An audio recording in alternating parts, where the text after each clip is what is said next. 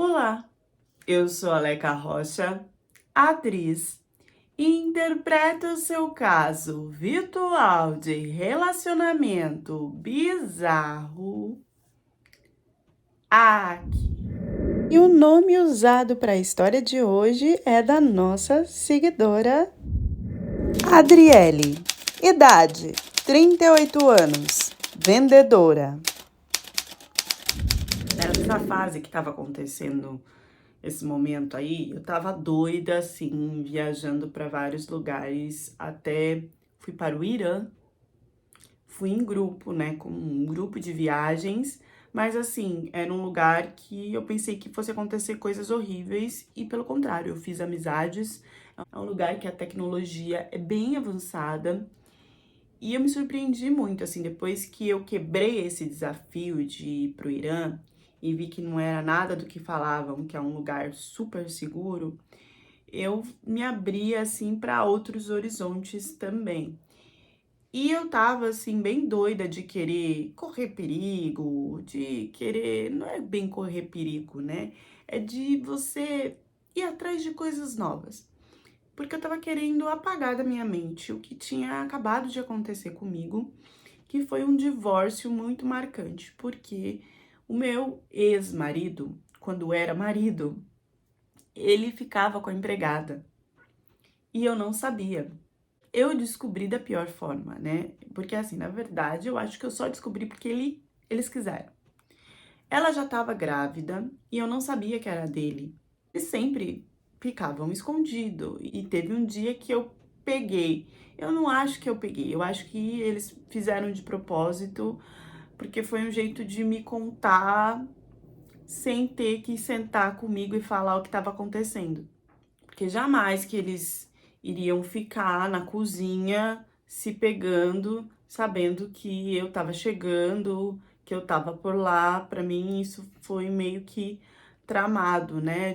Da pior forma que ele quis me mostrar isso, e ainda deu um super problema na hora de se separar, porque aí a empregada quis exigir coisas por ela já estar grávida, ter um filho dele, né?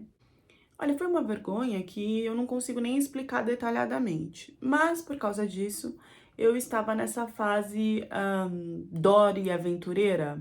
Também não vou falar qual plataforma da internet foi que eu encontrei uma tal de não sei o que no Paquistão, né?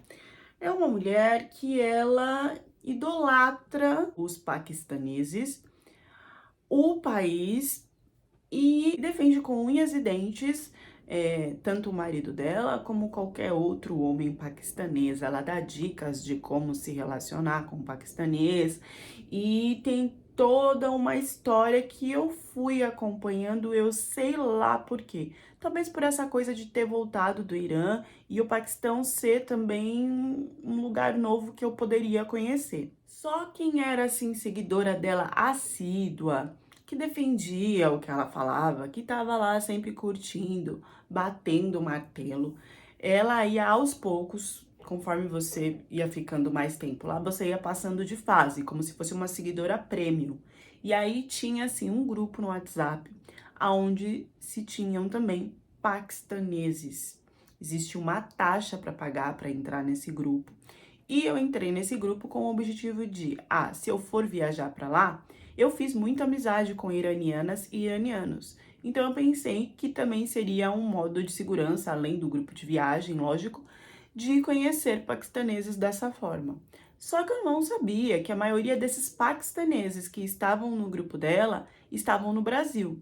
Eu fui descobrir isso quando eu comecei a conversar com um deles. Omar, idade 28 anos, empresário. O Omar, um jovem com uma pele assim, cor de jambo marrom, e eu nunca pensei que eu fosse achar alguém parecido com o Zé Bonitinho e mesmo assim achar o cara bonito. E era o caso do Omar.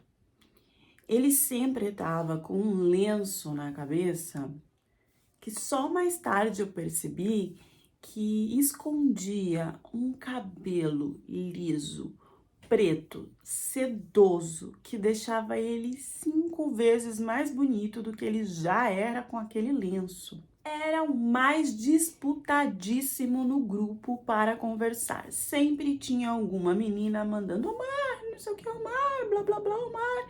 E ele era o que respondia mais rápido também. Ele entrou em contato comigo pelo privado, dizendo que eu era muito quietinha e que ele tinha gostado muito da minha foto.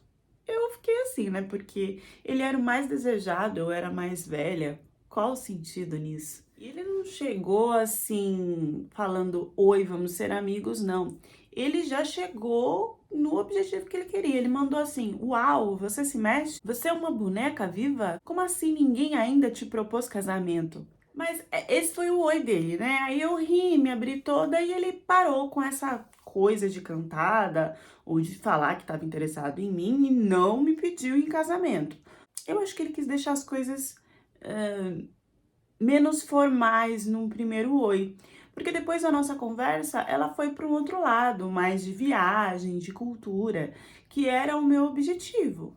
Só que ele também foi bem rápido de falar que não gostava dessa coisa de virtual e que preferia que a gente conversasse ao vivo, né? Eu pensei, nossa, mas a passagem do Paquistão para o Brasil tá barata? Isso eu vi que ele deixava muitas meninas sem responder lá no grupo.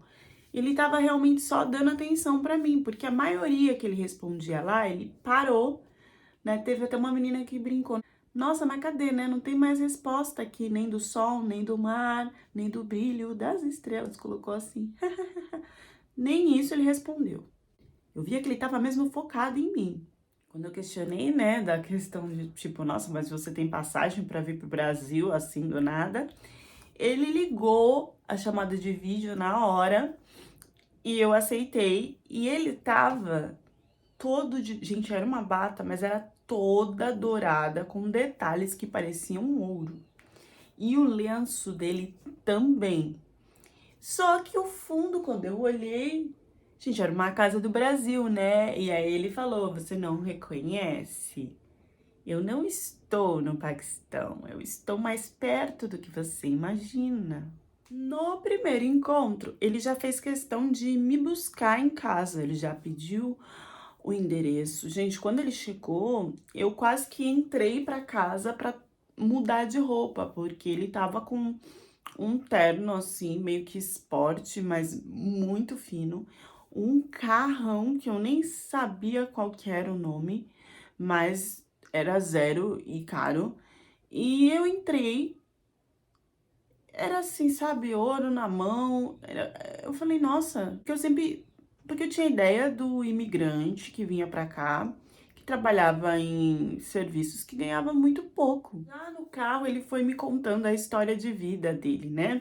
Que na verdade a família dele é uma das famílias que tem mais poder aquisitivo lá no Paquistão. É uma minoria. Eles são donos de muitas terras, trabalham com petróleo. E os filhos deles casaram com outras mulheres que também tinham poder aquisitivo não só no Paquistão, mas em outros países, porque eles casaram com estrangeiras. Então o patrimônio dessa família só aumentava e eles tinham o alvo de construir empresas e também de lucrar no Brasil. Por isso trouxeram ele para cá e ele estava aqui. Mas ele não falava e não tinha assim interesse em casamento. Ele falava que era muito complicado da família dele aceitar, por essa questão dos bens, que tinha que se dividir com alguém que se confiasse e que também trouxesse alguma coisa, que... Então, assim, ele nunca deixou claro que ele queria casar comigo. Ele deixava claro que ele tinha, assim, um pequeno interesse em mim e parecia que era para uma coisa casual. Se ele sumia, assim, mais de um dia ou dois, eu mandava mensagem pra ele e ele falava, ah, me desculpa, mas é que se eu conversar com você todos os dias, eu me apaixono e eu não posso, porque vai ser um problemão essa questão pra você e pra minha família. Ele não me beijou, não tentou nada por vários encontros, em várias conversas. A única coisa que ele fazia nos encontros era pegar na minha mão. Mas, gente, sabe aquele carinho que você fica passando o dedo assim no meio da palma da mão da pessoa, que a gente sabe que a pessoa quer outra coisa? E aí ele ficava olhando pra mim, ele amava forró do Brasil. Então ele ficava olhando pra mim, passando a mão na mão e só ficava repetindo aquele verso, ai, amor, ai, ai, ai, amor, com essa carinha de safado. E eu não sabia onde enfiar a minha cara. Um dia a gente no bar conversando, ele falou, olha, eu não aguento mais. Eu tenho que te confessar, é o seguinte, eu tenho um desejo enorme em você, mas eu não vou poder assumir nada com você, porque minha família não vai aceitar, você já sabe de todas as questões. Mas eu prometo cuidar de você aqui no Brasil, tratar você igual rainha sempre que a gente se encontrar, mas tem que ser uma coisa casual. Você topa?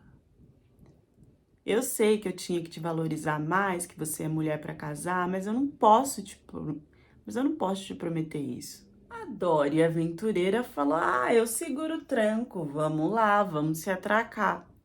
Primeira vez que a gente se atracou, gente, esse homem eu tava intencionada a dar um chá de calcinha nele. Foi esse homem que deu um chá de cueca em mim. Primeiro que ele abaixou a cabeça dele, quando ele foi lá pra baixo, perdeu uns 20, 30 minutos lá embaixo. Eu falei que o meu ex, né, falava que eu era um maracujá seco, todo enrugado.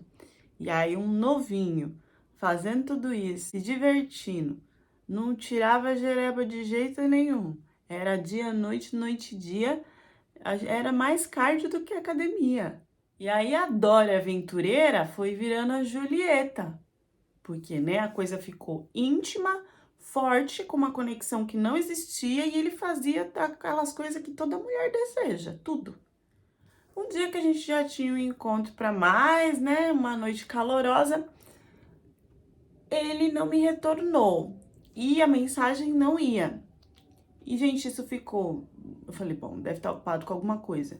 Mas aí ficou um dia, 2 dias, 3 dias. Eu não sabia onde era a casa dele, só ele sabia onde era a minha. O único contato que eu tinha com ele era o telefone. Eu comecei a ficar desesperada e fiquei surtando por uma semana até que ele apareceu de novo, pedindo mil desculpas, mas que ele estava tentando resolver uma situação lá no Paquistão, que o pai dele estava passando mal, estava entre a vida e a morte, e ele estava aqui, não tinha como ele chegar a tempo, mas tinha que mandar dinheiro para tentar salvar no melhor hospital de lá.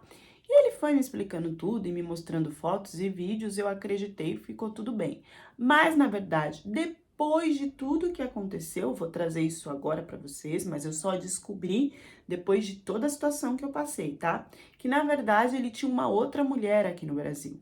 E era essa mulher que bancava ele com essa forma de carro, de roupas de ouro e tal, que era a mulher que ele iria casar para conseguir a cidadania no Brasil, que para mim ele demonstrava que não queria, porque ele vinha de uma família com posses, ele estava aqui no Brasil para investir e não tinha o objetivo de casar comigo.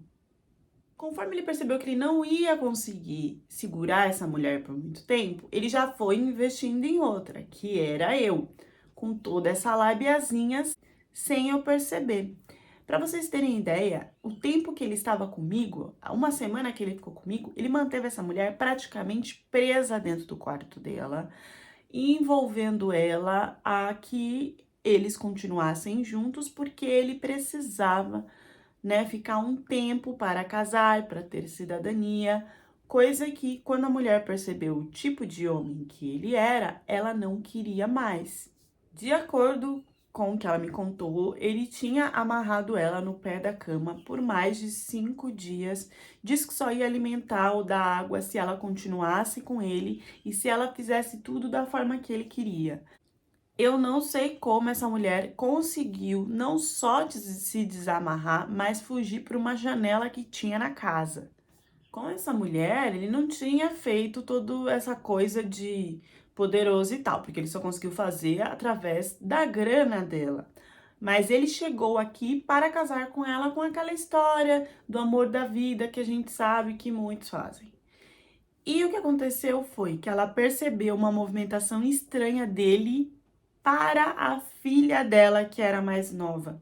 A menina começou a contar coisas e aí ela colocou uma câmera e viu o que ele estava tentando fazer com a menina e pediu para ele ir embora. Foi aí que ele assumiu todo o rolê. prendeu ela dentro de casa enquanto a menina estava viajando para mudar tudo e dominar ela para quando a menina voltasse, ele conseguir casar com ela e ter tudo que ele queria. Mas isso era um devaneio da cabeça dele, porque óbvio que quando ele soltasse ela, a mulher não ia se comportar como ele queria. Ele achava que aqui resolvia como resolvia lá no Paquistão. Você dá uma prensa na mulher, ela não tem poder de fala e fica por isso mesmo. Óbvio que não, né? Lógico que quando ele soltasse a mulher ia dar ruim, mas ela conseguiu fugir antes dele soltar ela. E isso tudo estava acontecendo na semana que ele sumiu, que ele já voltou desesperadamente falando pra mim que o pai dele estava muito mal e que ele teria que voltar para o Paquistão por causa disso. Mas na verdade é porque ele não teria documentação para ficar no Brasil, ele não ia conseguir dar o golpe do casamento para depois de alguns anos conseguir a cidadania. A única forma dele resolver a situação seria voltando para o Paquistão ou ficando escondido em algum lugar aqui no Brasil, e ele preferiu voltar para o Paquistão. Óbvio que antes disso ele já tinha me envolvido, né? Ainda mais com essa questão de, não quero nada sério. Porque mulher é assim, né? Quando o cara fala que não quer nada sério, aí que a gente quer. E aí a gente fala que é o famoso amor de IP, né? Porque ele dá aquele chá bem dado, o que a gente vai fazer? Né? Para esquecer é difícil. Então, chegando lá no Paquistão, esse garanhão que só queria passar o rodo, que não queria nada porque a família tinha poder, não ia dar certo, isso tudo foi pro ralo. Ele já chegou lá depois de uns 3 dias, falando que estava sonhando comigo e que magicamente ele estava com muita saudade de um jeito que ele não conseguia suportar. Que ele tinha sido moleque porque ele percebeu que eu era o grande amor da vida dele e que ele estava brincando com isso por medo de confrontar a família ou de simplesmente conversar e resolver a situação. E que, dependendo, ele estava até disposto a abrir mão de alguma coisa que a família falasse que ele não pudesse ficar por casar comigo. Quando ele chegou lá, gente, ele me mandava uns vídeos que era pura ostentação. Eu ficava tentando procurar que lugares eram aqueles no Paquistão, porque só faltava ele me mandar um vídeo voando num tapete, de tanta tecnologia, de tanto luxo, sabe? Ele virava assim uma bebida num negócio, uma taça dourada, e o recipiente também era dourado, e as roupas de uns tecidos grossos, sabe? Todos detalhados. Ele chegou lá e o turbante dele virou praticamente uma coroa. Eu estava conversando com alguém muito importante do Paquistão e nem sabia. Nisso ele entrou no grupo do WhatsApp e disse que estava saindo do grupo porque ele tinha encontrado a mulher da vida dele e a partir daí ele não queria mais conversar ou se relacionar com mais nenhuma outra mulher, desejando sorte para todo mundo. Ele falou tudo isso sem nomear que era eu, mas eu tava lá, eu li, eu vi ele saindo, bloqueando as mulheres, tudo, dando tchau. E as mulheres, mas como assim? O que aconteceu? A gente pode... aqui é um grupo de amizade, né? Não é de relacionamento. Ele meteu o louco, gente. Eu fiquei assim, porque eu não tinha pedido nada. Nisso, todo dia tocava a campainha da minha casa e era um paquistanês diferente, que era amigo dele, ou estava passando no Brasil a turismo, ou era recém-chegado para fazer negócios, e ele tinha me mandado alguma coisa. Então a gente chegava joia, chegava lenços, chegava doces, e tudo que a gente via que não era do Brasil, que tinha vindo do Paquistão. Gente, chegava coisa para cozinha que era de prata, pesado mesmo, de ouro, era xícara, talher, era jogo de prato, jogo de louça. Isso ele falou um dia que ele tinha conversado com a família dele e que ele ia ter que dar um tempinho para resolver isso. Ele ficou uma semana sem falar comigo, mas sempre algum paquistanês entrando em contato comigo no Brasil e me dando alguma coisa diferente, sempre um objeto que para mim parecia de muito valor, ou alguma comida, alguma roupa. Ele voltou depois de uma semana direitinho, falando que ele precisava desse tempo para resolver as coisas com a família dele, porque ele realmente queria casar comigo. Nisso, ele falou que eu teria que ir até o Paquistão para conversar com a família dele, para eles ajustarem os ponteiros comigo, que isso não poderia ser online, se eu estava disposta a viver no Paquistão, se eu aceitaria que a família dele comprasse a minha passagem e tudo. E aí, nisso, eu lembrei que ele tinha falado que a família queria alguém que fosse no mesmo padrão, né? E aí eu fiquei meio assim, com essa questão da passagem, porque se eles comprassem, eu acho que daria a entender que eu não tinha condições financeiras nenhuma. E como a gente estava no momento de avaliação, se eles iriam aprovar ou não para que eu fosse a esposa dele, já tinha a questão da idade que eu sei que pesava, eu quis mostrar que eu também tinha algum tipo de condição financeira para entrar nessa família. E aí eu falei para ele, não, não precisa que eles paguem a minha passagem. Eu vou pagar porque eu já tinha vontade de querer viajar para o Paquistão e dessa forma eles, né, vão entender que eu também tenho um poder aquisitivo aqui no Brasil.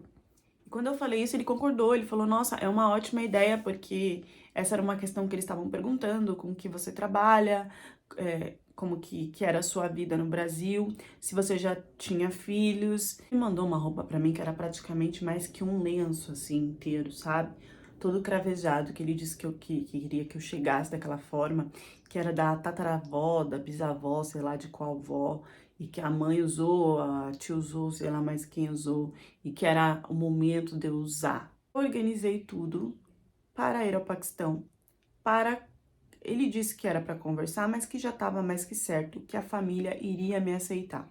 Chegando no Paquistão, ele falou que tinha toda uma colaboração com as pessoas que não tinham condições financeiras e que a gente ia ficar um tempo nessa região, porque ele tinha alguns trabalhos para resolver, porque essas pessoas trabalhavam como funcionários, tanto para a família dele como para ele.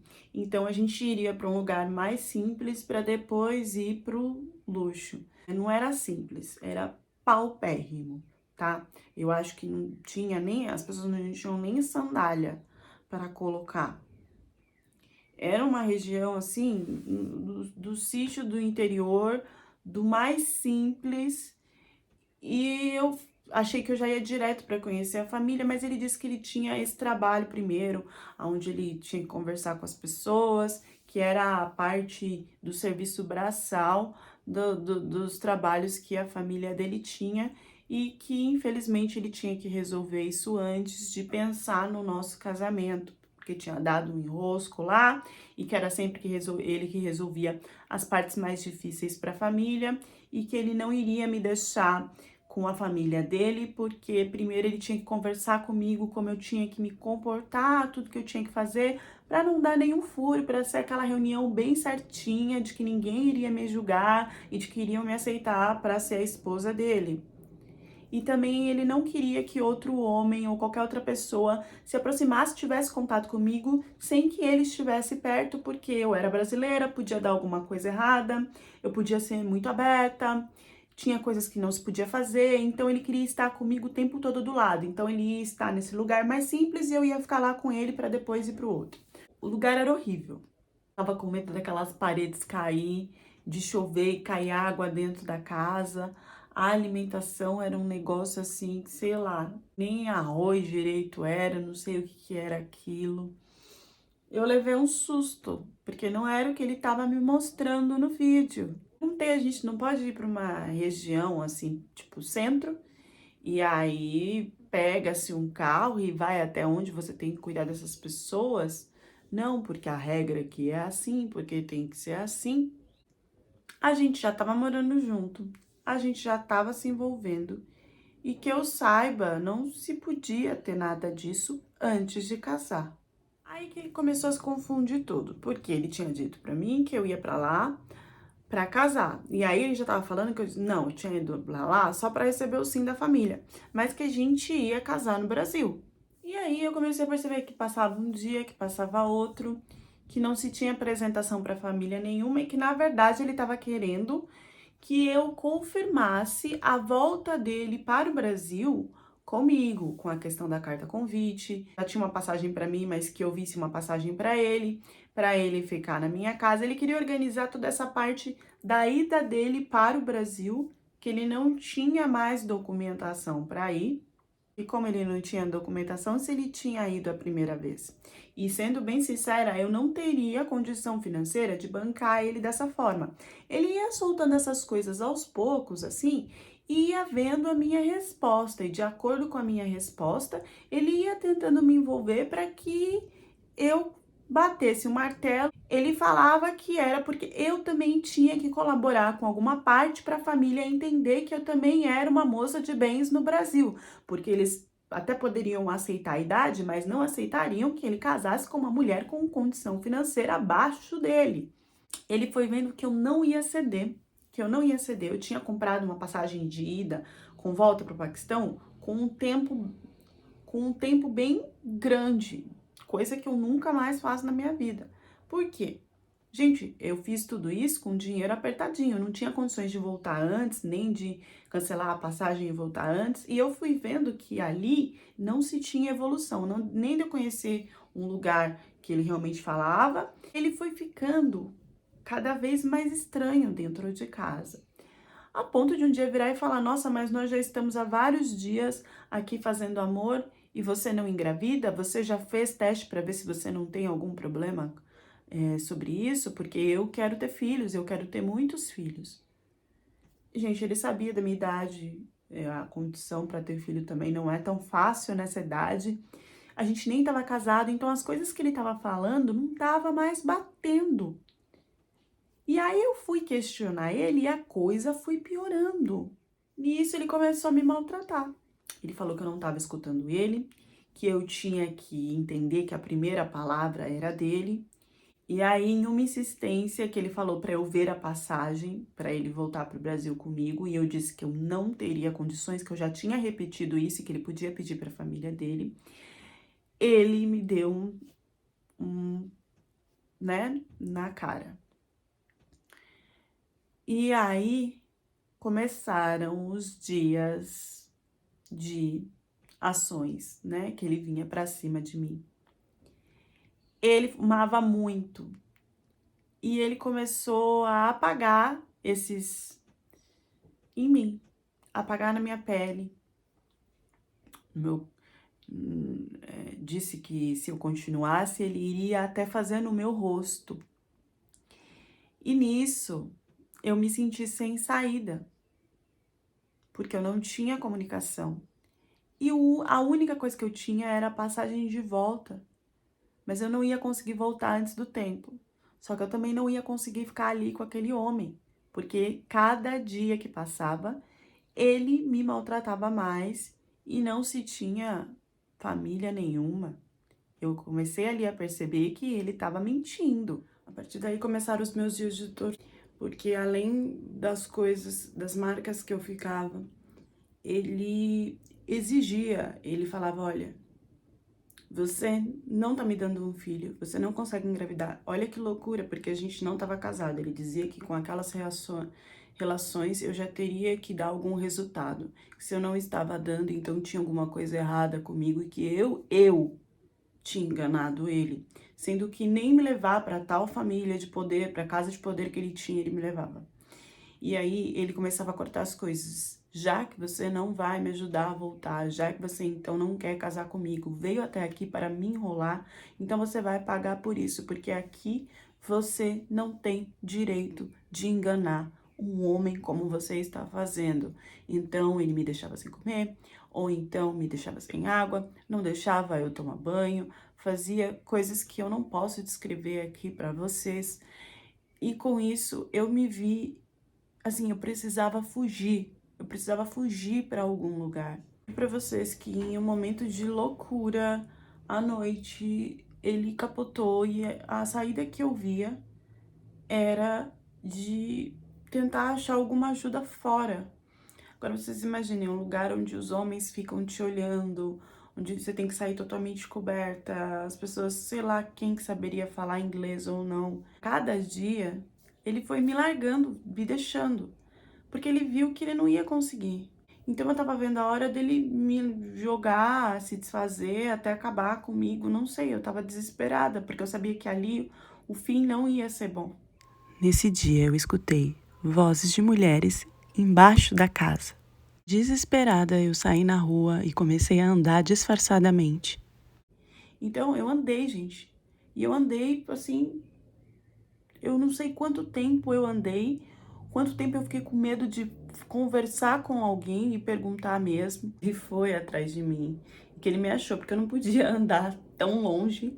Eu tinha medo de pegar transporte, eu tinha medo de falar com alguém.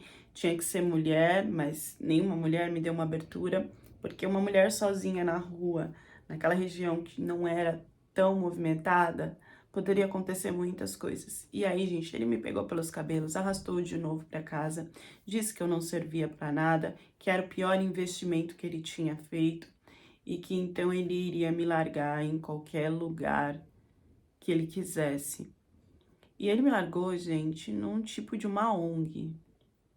Era uma ONG que ajudava mulheres que estavam largadas, que tinham sido largadas pelo marido, filhas que tinham feito qualquer coisa que de acordo com a família era errado, por exemplo, não usar o hijab, por exemplo, sorrir para um homem, qualquer coisa que a família achasse que era muito para uma mulher fazer lá, qualquer coisa que a mulher faz é muito, eles largavam essas meninas. Então, tinham mulheres que estavam separadas ou que tinham fugido dos seus maridos por causa de como eles maltratavam elas, mas tinham também meninas mais novas, porque a família não queria, que achava que a menina já não era mais pura e não ia dar nenhum investimento em casamento para eles, então eles não queriam, tinham todo tipo de mulher.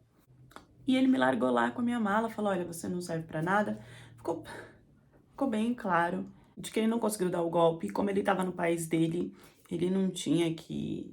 Ele não ia ser denunciado ou nada por isso, e ele não estava nem aí para como eu ia voltar, e não queria mais nem me manter na casa dele para comer o mínimo ou gastar o mínimo lá que fosse, já que eu não iria dar retorno para ele.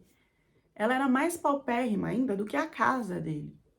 Então, assim, às vezes não tinha comida, era tudo muito sujo, às vezes não tinha água, não se tinha nada de higiene, e eu ia ter que ficar o tempo que me faltava ali para conseguir voltar. Eu ainda ia tentar com eles algum contato com alguém no Brasil para eu conseguir de alguma forma ter dinheiro para chegar até o aeroporto, para conseguir voltar de uma forma segura, porque a ONG não iria me dar isso. Nisso eu comecei a ver o quanto de mulher que estava lá em situações deploráveis, e eu via que alguns maridos, eles voltavam porque elas iam fugidas, para tentar pegar elas de volta. E pelo menos nisso eu vi que as mulheres que estavam trabalhando lá, elas não deixavam de jeito nenhum. Quando eu tava assim, gente, eu só chorava. Eu não sabia com quem que eu ia falar, como que eu ia contar isso, como que eu ia pedir ajuda. Eu tava muito mal, muito envergonhada por ter acreditado nesse cara. Mas ao mesmo tempo eu sentia saudade dele. Eu tinha me envolvido, eu tinha uma admiração criada na minha cabeça que ainda não tinha apagado da minha mente. E aí, acho que uns 3 dias depois eu vi ele lá. E eu pensei, cara, será que ele veio me buscar? Será que ele tá com saudade? Será que ele veio pedir perdão? E não. Quando eu vi, ele tava em contato com alguns seguranças de lá. Ficava conversando muito. E ele aparecia lá, tipo, de noite até de noite assim, ou quase de madrugada, às vezes eu via. E ele não queria contato nenhum comigo. Ele deixava muito claro isso. Ele não estava lá para me observar, ele não estava lá por mim. Ele estava lá por outras questões. Algumas vezes eu vi ele saindo com garotas de lá. E aí eu comecei a ficar desesperada. Porque aos poucos, né, tentando me comunicar através do pouco de internet que tinha lá, de Google Tradutor, de celular de alguém que tinha lá, através de quando eu tentei me conectar com outras pessoas, eu conversei com algumas meninas e eu percebi que ali mesmo na ONG, os homens que trabalhavam de segurança, à noite, usavam de alguma dessas meninas. E aí o meu medo foi para um lugar que eu não tinha mais controle. Mas foi deixado muito claro por elas de que eles escolhiam as mais novas, se possível as puras, que eu não estava correndo nenhum risco ali por já ser uma velha usada. E nesses dias que eu fiquei lá, eu vi a menina que chegava em um dia e desaparecia no outro, que de acordo com as mulheres da ONG, existia também um grande tráfico de meninas naquela parte. E que não se tinha o controle ou a represália, mesmo com denúncias da parte dela. E que o homem que me trouxe também participava disso, como outros homens que apareciam lá depois de cometer vários crimes, continuavam indo lá normalmente. E que ele guardou e guardava, assim, meninas, no porão da casa. E aí me veio um flash de que eu não podia praticamente me movimentar na casa. De que muitas vezes ele sumia mesmo dentro da casa. E de que sim, eu vi que tinha uma parte de baixo na casa, nunca me deixou entrar. Quando eu lembrei disso, eu entrei em desespero. Porque os dias que eu passei ali, eu via que às vezes ele aparecia e passava-se um tempo ou outro, meninas desapareciam da ONG. Algumas, no começo, as mulheres davam desculpa de que elas tinham fugido, de que elas tinham medo, então voltado para suas famílias por causa disso. Mas também se era confirmado de que muitas eram levadas para outros países, muitas eram levadas e vendidas. Então, de um terror do que ele estava fazendo comigo, eu passei por um terror de ver o olhar dessas meninas à noite, porque os seguranças, os próprios seguranças da ONG, onde as líderes sabiam o que estava acontecendo e que não tinham, era um lugar para se proteger, para ter segurança, mas elas não tinham esse controle. Então, qual menina que o segurança ia escolher para usar lá, ou então para levar para outro lugar, para ser usada por outros homens? Eu não tenho palavras para descrever o horror que eu presenciei e o desespero que me dava de ir embora dali. Quando eu consegui contato com uma amiga do Brasil, isso através das líderes, tudo que acontecia de tradução também era através das líderes, tá? Das mulheres que cuidavam da ONG. Quando eu consegui, infelizmente a minha amiga ela não tinha condições de me ajudar com uma passagem para eu voltar naquele momento. Ela tinha condições de me ajudar, pelo menos com transporte para eu ir até o aeroporto. E eu tive que esperar esse tempo longo, que eu, ao invés de eu comprar uma passagem de volta para um mês, eu comprei, né, no limite ali que eu poderia casar. Bem, se tá confuso, mas eu também esqueci de falar que quando ele me levou para essa ONG, antes ele passou em outras 2 casas. Eu não sei para quê, e me deixou esperando, mas eram casas que eu também entendi que tinha uma parte embaixo, uma parte atrás, que estava totalmente trancada, que ele simplesmente olhava para minha cara, quase que me ameaçando e falando: não se mexe, você fica aqui. Ia lá resolver alguma coisa e depois voltava. Isso eu tô deduzindo que talvez também tivessem meninas ali, ou alguma coisa estava escondida ali e tinha a ver com a ONG, porque ele parou nesses lugares para resolver alguma coisa para depois me levar para tal ONG. E isso, gente, não tinha como eu ir pra cima dele, não tinha como eu correr, como eu gritar, porque assim, eu tava num lugar onde qualquer coisa que eu fizesse seria ruim pra mim, entendeu? Iriam voltar represálias pra mim. O máximo que eu podia fazer era respirar e aceitar aquilo que estava sendo imposto pra mim. Eu só consegui voltar porque eu não casei. Se eu tivesse casado, a coisa ia ser muito mais difícil, porque existe essa ONG de auxílio, mas ela não tem capacidade, não tem poder e força para muitas vezes bater contra os homens que vão lá e ainda maltratam as mulheres, mesmo elas estando em um lugar de fuga, onde deveria se ter toda a ajuda possível. Não se tem saúde mental, não se tem alimentação, não se tem higiene, não se tem nada. Então, ou você se dá bem com o seu marido, ou você aguenta, ou você sofre. nesse lugar de outras formas. Eu não duvido que ele estava aqui no Brasil também para tentar trazer meninas. Tanto que essa coisa que ele teve com a filha da quase esposa dele no Brasil, a menina, era uma menina mais nova. No aeroporto, gente, eu tava ajoelhando, agradecendo, pedindo a Deus, porque era uma coisa que eu não imaginava mais que ia acontecer, que era conseguir voltar pro meu país. Dessa vez o golpe, o início do golpe, do envolvimento, não foi pedindo em casamento, né? Foi o contrário, foi falando que não queria. Porque nós temos isso, né? De quando é uma coisa muito difícil, quando a pessoa fala que não quer, aí que a gente quer. A Mana acreditou na imagem do cara a ponto de não esperar as ações dele para ver se batiam com a imagem que ele tinha apresentado para ela. A gente faz isso sempre, até no supermercado às vezes, né? Ah, que fruta bonita, compra, quando vai ver tá podre. E essa história traz uma coisa boa, a gente fica, né? Eu já tô me trabalhando bastante nisso, mas nós mulheres temos muito medo dessa coisa do descarte, de ser trocada por outra, de ser jogada fora. E às vezes não é que o descarte é bom. O descarte, essa mulher ter sido descartada foi a salvação da vida dela. Eu também. Quando me descartaram, uma transformação física, mental, espiritual, financeira na minha vida que até hoje eu não acredito. Então, por que ter medo de ser jogada para fora? Às vezes você só tá sendo, às vezes você nem tá sendo descartada pela pessoa ali, e sim, tá sendo pega pela mão de Deus, pela espiritualidade que está te tirando daquele terror, tá te tirando de sofrer o pior. Deixem as reflexões de vocês nos comentários e até a próxima história do canal.